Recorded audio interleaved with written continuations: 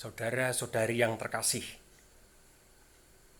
saya mau memberi penjelasan singkat tentang ajaran kitab suci mengenai pengampunan dosa. Seluruh kitab suci menegaskan bahwa Allah adalah Allah yang Maha Pengampun, yang bersedia mengampuni orang yang bertobat atas dosa-dosanya. Gambaran yang paling jelas di dalam kitab suci adalah perumpamaan Tuhan Yesus mengenai anak yang tidak patuh pada orang tua. Anak yang meminta warisan dari ayahnya yang masih hidup.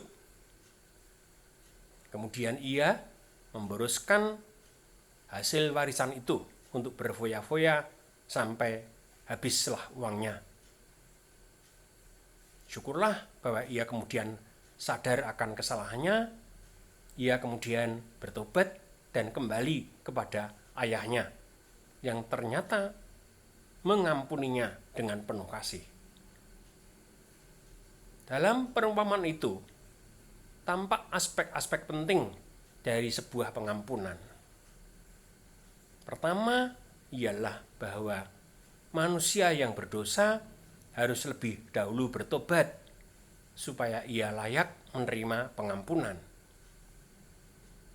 Di sana digambarkan bagaimana anak yang tidak taat pada orang tua itu mulai dengan menyadari dosanya, menyesali dosa itu,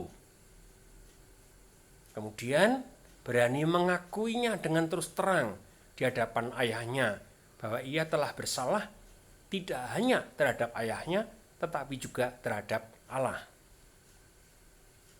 Dan yang terakhir, ia bersedia menerima sanksi. Ia bersedia menjadi orang upahan pada ayahnya sendiri. Dengan rentetan proses pertobatan itu, muncullah pengampunan dari pihak ayahnya. Ayahnya yang murah hati mengampuni anak itu. Dan sebagai tanda pengampunan, anak itu diterima kembali sebagai anaknya.